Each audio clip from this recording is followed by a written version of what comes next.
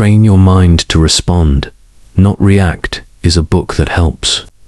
You practice conscious thinking, control your emotions, and respond consciously instead of reacting impulsively.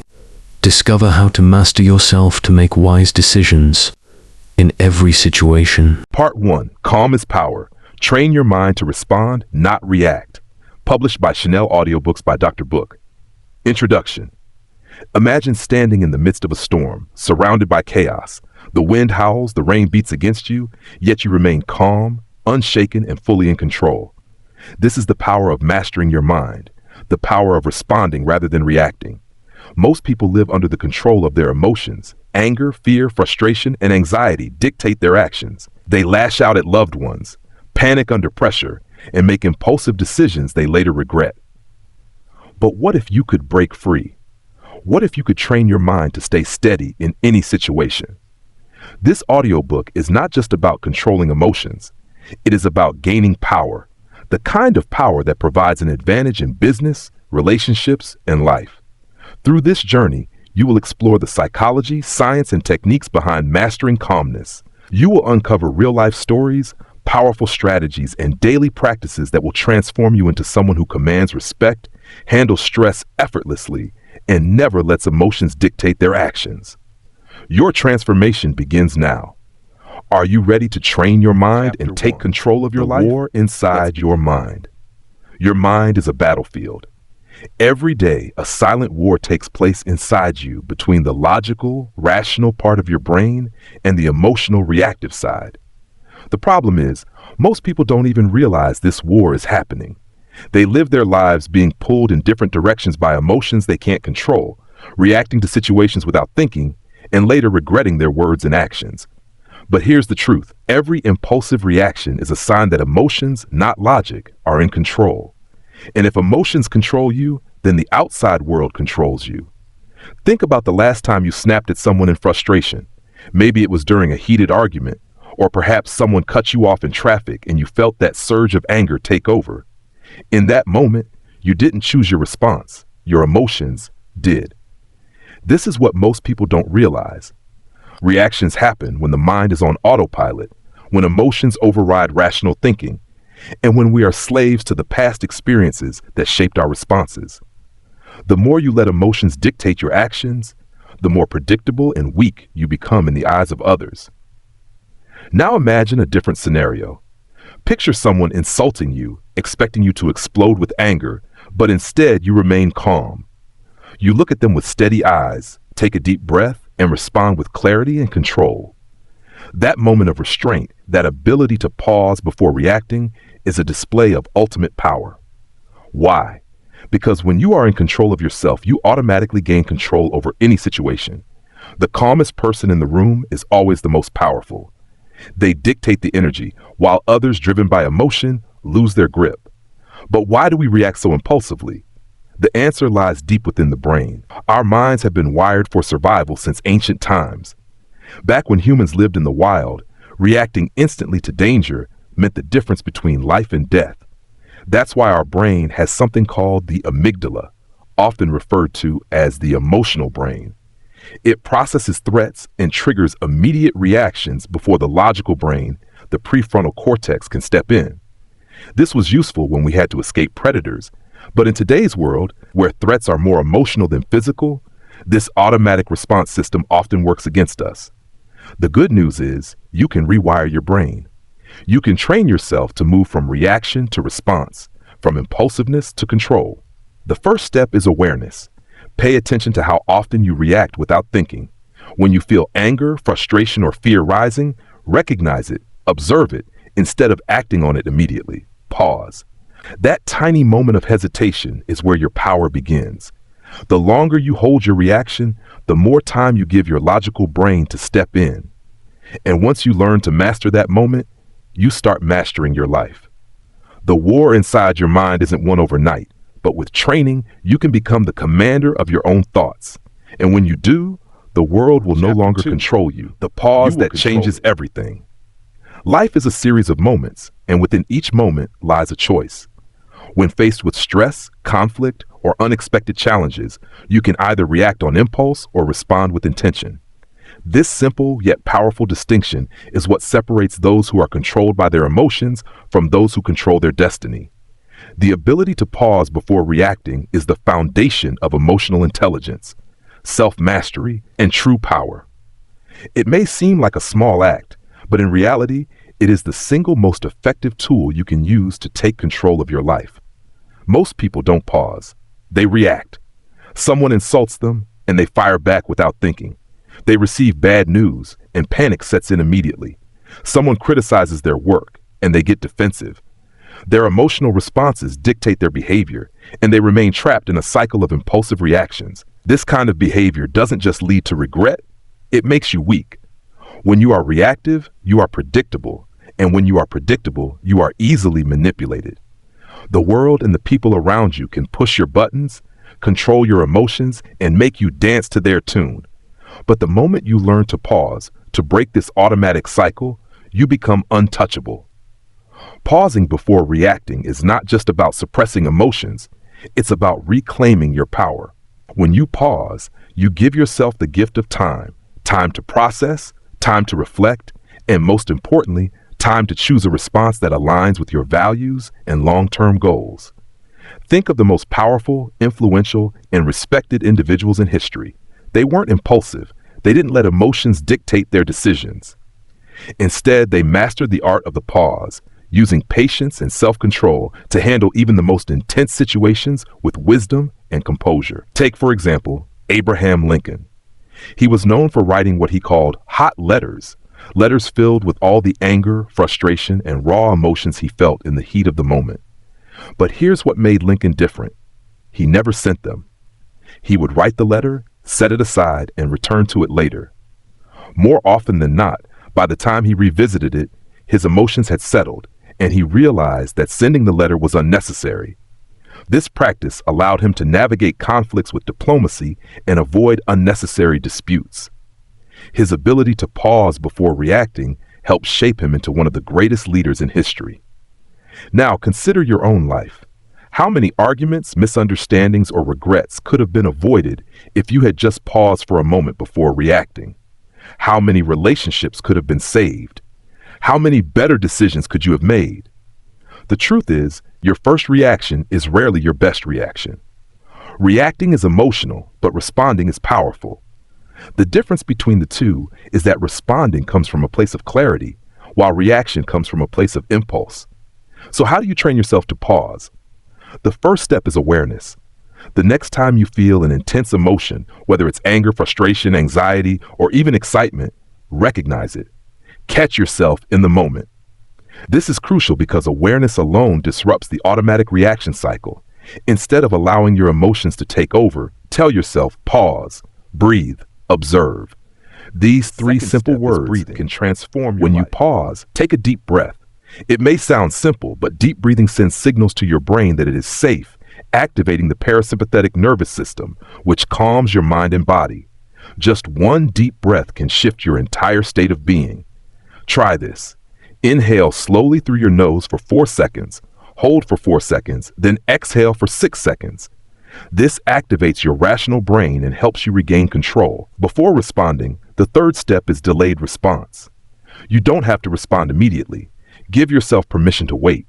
In the heat of the moment, everything feels urgent, but in reality, very few situations require an immediate response. If someone sends you an angry message, wait before replying. If someone criticizes you, pause before defending yourself. If you receive unexpected bad news, resist the urge to panic. Instead, step back, let the emotions settle, and then choose your next move with clarity and purpose. Another powerful technique is the 10 count rule. Before reacting, count to 10 in your mind. This brief pause creates distance between stimulus and response, giving your rational mind the opportunity to step in. Studies in neuroscience show that emotions only last about 90 seconds unless we fuel them. This means that if you simply pause and allow the emotion to pass, you will regain full control over your response. Now imagine applying this practice to your everyday life. Imagine no longer getting pulled into pointless arguments, no longer letting stress control your decisions, and no longer regretting your words or actions. Imagine handling every situation with a sense of calm, confidence, and power. This is what mastering the pause gives you, the ability to dictate how you experience life, instead of letting life dictate how you feel. The world around you will not stop testing you. People will provoke you, situations will challenge you, unexpected difficulties will arise. But when you develop the habit of pausing before reacting, you become untouchable. Nothing can shake you, nothing can break you, and no one can control you. You reclaim your mind, your emotions, and ultimately your life. The ability to pause before reacting is not just a technique, it is a way of life. It is a philosophy that separates those who live in chaos from those who thrive in control. If you commit to this practice, you will transform into a person who no longer bends under pressure, who no longer reacts impulsively, and who radiates a presence of calm strength and unshakable confidence. Your journey to power begins in the space between stimulus and response. That space is where you decide the outcome. Master the pause, the science of staying calm. Have you ever seen someone stay calm in a stressful situation while others panic, shout, or break down? Maybe it was a teacher handling an angry student, a leader making a tough decision, or an athlete staying focused under extreme pressure. These people don't stay calm by accident. They have trained their minds to respond instead of reacting. The good news is, you can do the same. To understand how to stay calm, we first need to understand why people react emotionally. It all starts in the brain. There's a part of the brain called the amygdala, which acts like an alarm system. Its job is to protect you from danger by making you react quickly. Imagine you're in a jungle and a tiger jumps out. Your amygdala immediately signals your body to fight or run. This is called the fight or flight response. Your heart beats faster, your muscles tighten, and your brain focuses only on escaping danger. Now, in today's world, you're not running from tigers, but your brain still reacts the same way to modern problems: failing an exam, receiving bad news, getting criticized, or feeling embarrassed. The amygdala treats emotional stress like physical danger, which is why people panic, get angry, or freeze under pressure. But here's the secret. There's another part of your brain called the prefrontal cortex. This is the thinking brain, responsible for logic, problem solving, and decision making. The more you strengthen this part of your brain, the more you can control your emotions and respond instead of reacting. Imagine your amygdala as an overprotective alarm system and your prefrontal cortex as a wise leader. If the leader is weak, the alarm system takes over. But if the leader is strong, it can calm the alarm and handle the situation wisely. So how can you train your brain to stay calm? Here are some of the most powerful techniques. The first technique is controlling your breath. When you're stressed, angry, or nervous, your breathing becomes shallow and fast. This sends a signal to your brain that you are in danger, making you more emotional. But if you control your breathing, you send a different message. I am calm. I am in control. Breathing method. Inhale through your nose for 4 seconds, hold your breath for 4 seconds, then exhale slowly through your mouth for 6 seconds. Repeat this 3 to 5 times until you feel calmer. This technique slows your heart rate, relaxes your muscles, and activates your logical brain. That's why top athletes, Navy SEALs, and world leaders use breathing exercises to stay calm under pressure. The second technique is delayed response. Not every situation needs an immediate reaction. Most of the time, when you react too quickly, you say or do something you regret later. Learning to delay your response gives you time to think and choose the best course of action. Ways to practice this. If someone sends you an angry message, wait at least 10 minutes before replying. If someone insults you, don't respond immediately. Walk away or take a deep breath before saying anything. If something makes you anxious, remind yourself, I don't need to react now. I can think about it first. This technique helps you avoid unnecessary conflicts, stress, and regret. The third technique is change your perspective. Your emotions are often controlled by how you see the situation. If you think, this is terrible, I can't handle this, your brain believes it's true and you feel more stressed. But if you reframe the situation, you can stay calm. The third step, reframing the triggered thought. Triggers happen because your brain associates a present situation with a past one. even when they are completely different. The problem is your brain often gets it wrong. You feel the same intense emotions even when the situation doesn't deserve such a big reaction. To break this cycle, you need to reframe the way you think about your triggers. This means consciously questioning whether your emotional reaction is based on the present reality or a past memory. Ask yourself, is this situation really the same as the past? Am I reacting based on facts or emotions? What is the best way to see this situation differently? The fourth step, pause and choose your response. When triggered, your brain wants to react immediately, but reacting is emotional, responding is powerful. Before reacting, stop yourself. Steps to follow. 1. Count to 5 in your head. 2. Take a slow, deep breath to calm your nervous system. 3. Label the emotion by saying to yourself, I feel angry or I feel defensive. When you name your emotion, it loses power over you. 4. Ask yourself, what is the smartest way to handle this? Instead of letting emotions control you, give yourself the power to respond in a way that benefits you, to create a mental shield. People will test you. The world will test you. You will be criticized, insulted, and provoked. The secret to handling these situations is to develop a mental shield, a mindset that protects you from emotional triggers. Detach emotionally by reminding yourself, this is about them, not me. Stay in control, because the calmer you are, the more power you have. Losing your temper means losing control. See the bigger picture by asking, will this matter in 5 days? Will this matter in 5 weeks? Will this matter in 5 years? Most of the time, the answer is no. Don't give people power over you. If someone insults you and you react, they win. If you remain calm, you win. The best way to test your mental shield is to practice not reacting. The next time someone tries to trigger you, observe your emotions, but don't act on them. You will start noticing that you feel more in control, and over time, emotional triggers will lose their power over you. The sixth step, build emotional resilience. Breaking free from triggers isn't just about avoiding negative reactions. It's about building emotional strength. This means training your mind to handle stress, criticism, and difficult situations without falling apart. Expose yourself to small stresses on purpose. Speak up in a meeting, even if it makes you nervous. Have a difficult conversation instead of avoiding it. The more you face challenges, the less they will trigger you. Adopt a growth mindset by changing how you think. Instead of saying, I can't handle this, start thinking, this is a chance to grow stronger. Take care of your mind and body. Exercise, proper nutrition, and sleep contribute to emotional balance. Your emotions should serve you, not control you.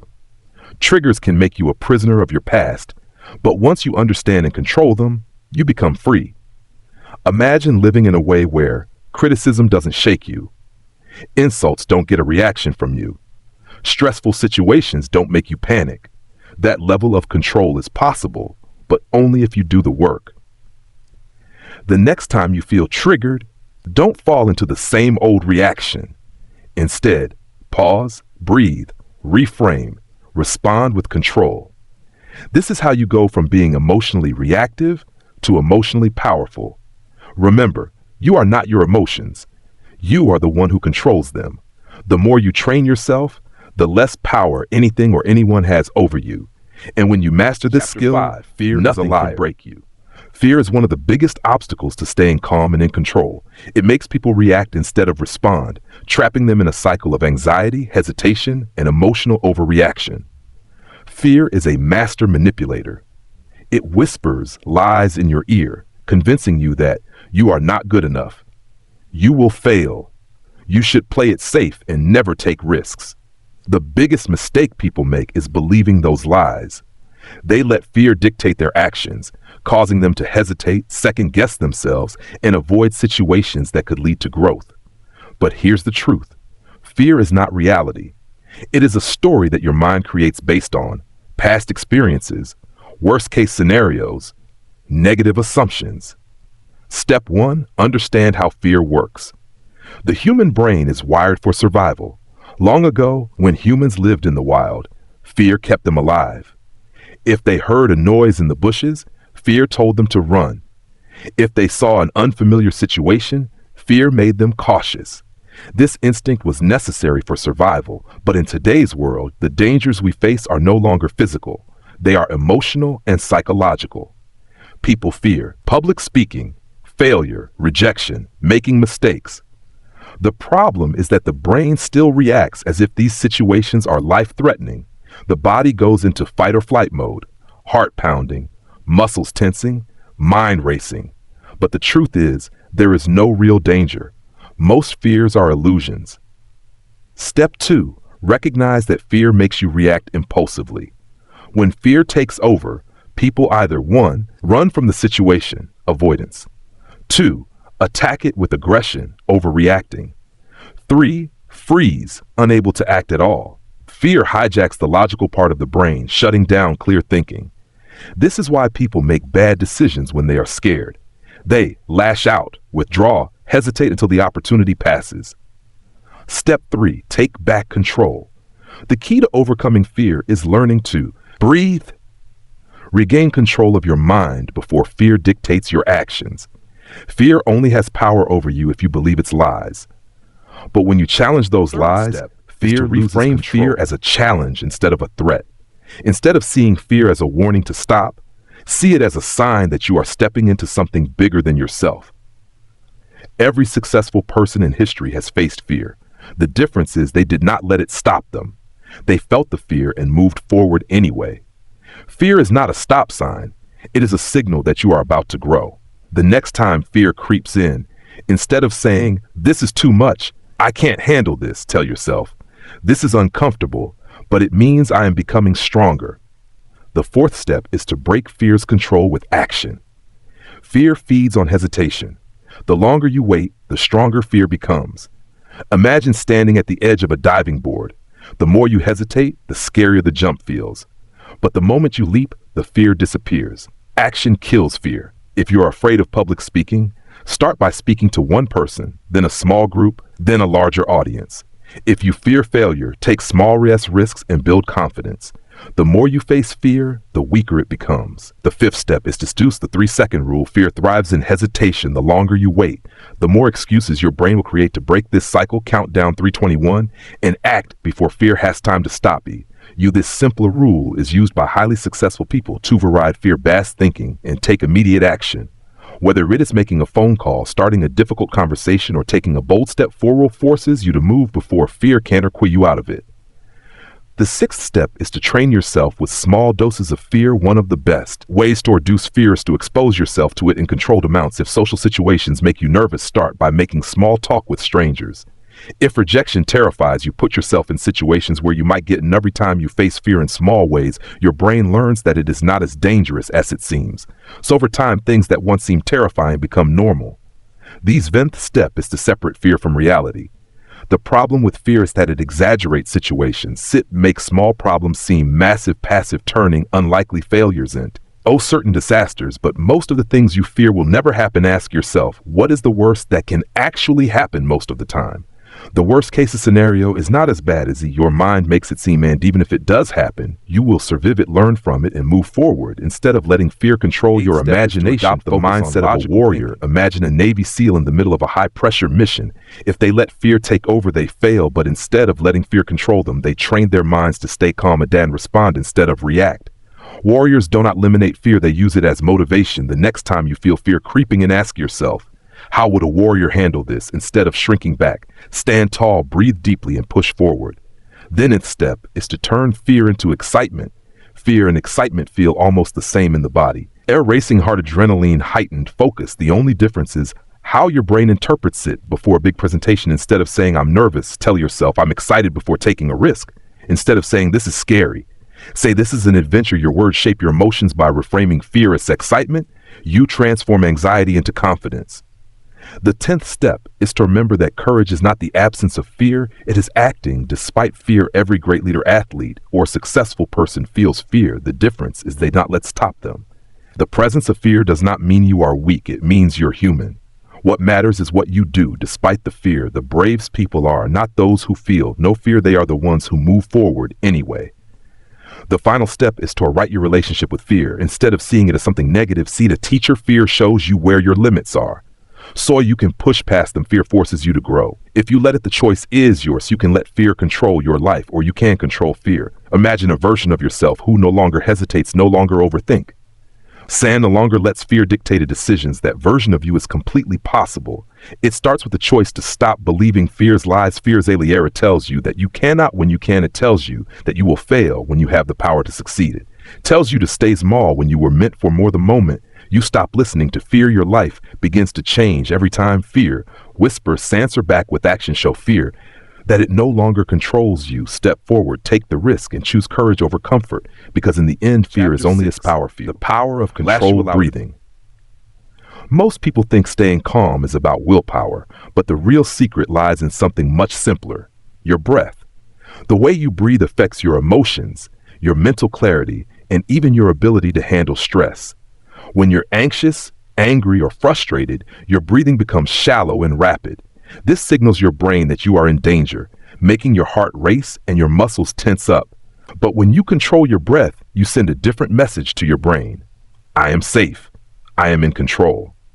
That one shift can instantly change how you feel and how you respond to situations. The first step is to understand why breathing is so powerful. Your body has an automatic response system called the autonomic nervous system, which controls involuntary actions like your heartbeat and digestion. This system has two main parts: the sympathetic nervous system, which is responsible for the fight or flight response, and the parasympathetic nervous system, which helps you relax and recover. When you're stressed, your sympathetic system takes over, making you feel tense, emotional, and ready to react. But when you take slow, deep breaths, you activate the parasympathetic system, telling your body to calm down. This is why controlled breathing is one of the fastest ways to shift from an emotional reaction to a thoughtful response. The second step is to learn the 4-4-6 breathing technique. This is a simple yet powerful method that helps you regain control in moments of stress. To practice it, inhale deeply through your nose for 4 seconds, hold your breath for 4 seconds, and then exhale slowly through your mouth for 6 seconds. The key is to make your exhale longer than your inhale, because this signals your body to relax. The next time you feel overwhelmed, try this technique for a few minutes. You will notice that your heart rate slows down, your mind clears, to use breathing, and your emotions to stop anger before it controls you. Anger is one of the most dangerous emotions because it makes you react impulsively, often leading to regret. When you feel anger rising, take a deep breath and focus on slowing down your exhale. This small action gives your brain time to switch from reacting to thinking. If someone says something that upsets you, instead of snapping back, inhale deeply and exhale slowly before responding. This 1-second pause can prevent arguments, maintain relationships, and keep you in control of your emotions. The fourth step is to practice the box breathing method. This technique is widely used by Navy SEALs, athletes, and high-performance professionals to stay calm under extreme pressure. To do this breathing, and for 4 seconds, hold your breath. For 4 seconds, exhale for 4 seconds, and then hold your breath again 4 seconds before repeating the cycle. The steady rhythm of box breathing helps to reset your nervous system, keeping you focused and composed, even in the most stressful situations. The fifth step is to use breathing for anxiety relief. Anxiety of 10 comes from overthinking the future or worrying about things you can't control. When this happens, your body responds as if there is a real physical threat, even if the danger only exists in your mind. If you feel anxious, shift your focus toward your breathe. Instead of getting lost in your thoughts, breathe and deeply hold for a moment, and then breathe out slowly, focusing on the sensation of air leaving your body. Doing this for just a few minutes can break the cycle of anxiety and bring you back to the present moment. The sixth step is to develop a daily breathing habit. Control. Breathing is most effective when it becomes a regular practice, not just something you use in moments of stress. Spend a few minutes every morning practicing deep breathing exercises. You can do this while laying in bed, sitting quietly, or venturing a walk. By training your body to breathe properly every day, you will naturally become calmer and more in control in stressful situations. The seventh step is to combine breathing with visualization. When you breathe deeply, picture yourself exhaling stress and inhaling calmness. So imagine your body becoming light, Or with each breath, a sigh, you are letting go of all tension and negativity. This technique is especially useful before a big event like an exam interview or public speaking engagement. By pairing deep breathing with a positive mental image, you're enforcing a sense of confidence and control. The eighth step is to use breathing as a tool for better decision making. Many bad decisions are made in a state of emotional distress when your emotions are running high. Your brain is focused on immediate reactions rather than long-term thinking. If you ever feel pressure to make a quick decision, take a few slow breaths first. This simple action can shift your thinking from impulsive to rational, helping you make better choices in both personal and professional sleep. Many people struggle with falling asleep because their minds are racing with thoughts from the day. Deep breathing can help you transition from a state of alertness to relaxation. Try the 478 breathing technique before bed. Inhale for 4 seconds, hold for 7 seconds, and exhale for 8 seconds. This pattern slows down your heart rate and calms your nervous system, making it easier to fall asleep and stay asleep. The 10th step is to use breathing to improve your physical performance. Whether you're working out, playing sports, or simply trying to maintain energy throughout the day, controlled breathing can help you perform better. When you take deep, steady breaths, you increase the oxygen supply to your muscles and brain, improving endurance and focus. Many athletes use rhythmic breathing techniques to stay in control during competition, and you can apply the same strategies in your daily life to stay strong and alert. The 11th step is to recognize that breathing is the anchor to the present moment. When you are lost in stress, fear, or frustration, your breath is always available as a tool to bring you back to the now. No matter where you are or what is happening, you can always pause, take a deep breath, and reset your mind. The more you practice using your breath as a tool, the more natural it will become to remain calm and composed in any situation. The final step is to understand that breathing is not just a technique, it is a way of life. The way you breathe affects the way you feel, think, and act. By mastering controlled breathing, you gain the ability to manage stress, control emotions, and make better decisions. Imagine the Aleph, where frustration doesn't take over, where stress doesn't consume you, and where anxiety doesn't hold you back. That level of peace and control is within your reach, and it starts with something as simple as a single breath. The power of controlled breathing is one of the most underrated tools for emotional and mental mastery. It requires no equipment, no cost, and no special environment. It is always available to you, waiting to be used the next time you feel overwhelmed. Remember that you already have the solution within you. Take a deep breath, slow down, and reclaim your power. The ability to stay calm in any situation is not about suppressing emotions, it's about guiding them with intention. And with every breath that you are training yourself, silence is your superpower. Silence is one of the most powerful tools you can master. In a world where people rush to speak, where arguments are won by volume rather than wisdom, and where impulsive words cause unnecessary damage, the ability to stay silent is a rare and valuable skill. Silence commands respect, builds presence, and allows you to observe and understand situations before responding. It gives you power over your emotions, over conversations, and over how others perceive you. Those who know when to stay silent and when to speak are the ones who truly control any situation. The first step is to understand why silence is so powerful. Most people assume that the loudest person in the room has the most control, but in reality, it is the one who listens more than they speak who holds the real power. When you speak too quickly, you reveal your emotions, thoughts, and weaknesses before you have had time to assess the situation. But when you stay silent, you give yourself time to think, to observe, and to respond with clarity instead of reacting emotionally. Silence creates a sense of mystery, making people pay more attention to you when you do choose to speak. Those who talk less are perceived as more confident, more intelligent, and more in control. The second step is to master the power of the pace. Most people feel the need to fill silence with words. So even when they have nothing valuable to say, they blurt out thoughts, impulsively say things they regret, or reveal too much information. But when you pause before speaking, you give yourself time to choose your words carefully. In a conversation, when someone asks you a question, instead of answering immediately, pause for a moment. This pause gives your mind time to form a thoughtful response rather than reacting impulsively. It also makes people listen more carefully to what you say because it signals that you are choosing your words with intention. The third step is to use silence as a tool for controlling conversations. People who struggle with emotional control tend to talk too much, especially when they feel nervous, anxious, or when they are criticized. They rush to defend themselves when they feel uncomfortable. They ramble, but silence is a much more powerful response. Imagine someone insults you or tries to provoke you, if you act immediately with anger, you give them exactly what they want our response be. If you remain silent looking at them calmly without saying a word, they lose their power. Silence forces them to feel uncomfortable, to second guess themselves, and to wonder what you are thinking. This is why silence is often the best response to negativity. It makes you appear unshaken and unaffected. Understand that silence is a sign of confidence. People who lack confidence often feel the need to prove themselves through words. They interrupt, they over-explain, they try to impress others by talking constantly, but truly confident people do not need to prove anything. They know that their presence, their actions, and their carefully chosen words are enough. They're comfortable with silence because they are secure in themselves. When you learn to stay silent, instead of rushing to speak, people begin to see you as more confident, more self-assured, and more powerful.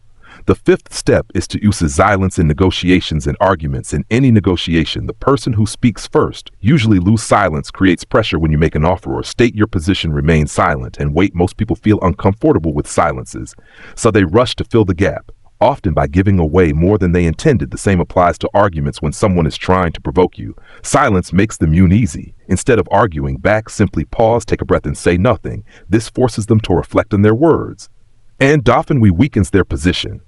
The sixth step is to practice active listening. Most people do not listen to understand, they listen to respond. They focus on what they will say next, that they miss important details. But when you practice active listening, giving your full attention without interrupting, you gain valuable insights.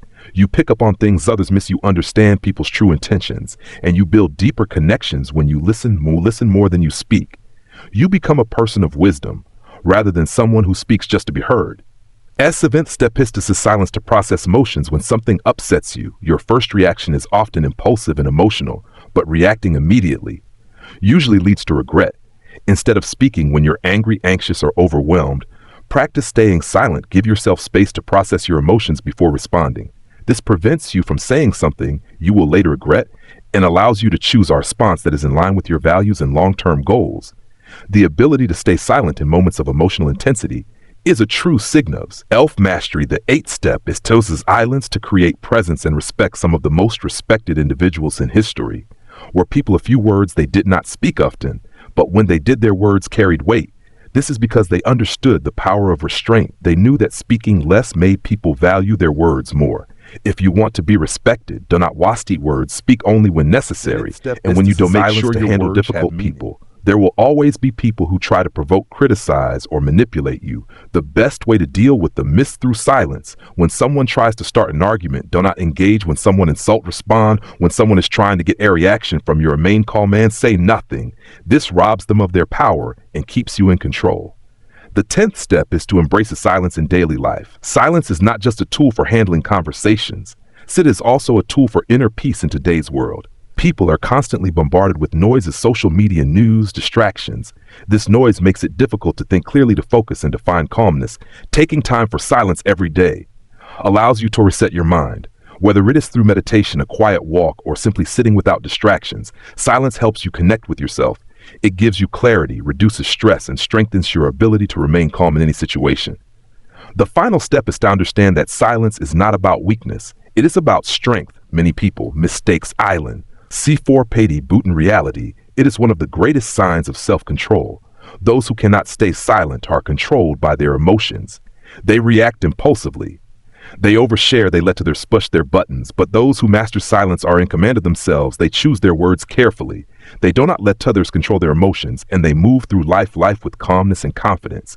Imagine yourself in a difficult situation. Someone is provoking you, waiting for you to react. Instead of giving them what they want, you remain silent. You breathe deeply, observe the situation, and choose your response with clarity and strength. This is the power of silence. It protects your energy, enhances your presence, and gives you control over any interaction. Mastering silence is not about speaking less. It is about speaking with purpose. It is about knowing when to stay quiet, when to listen, and when to let your presence speak louder than words. When you develop the ability to use the silences strategically, you become untouchable. You gain respect. You stay in control.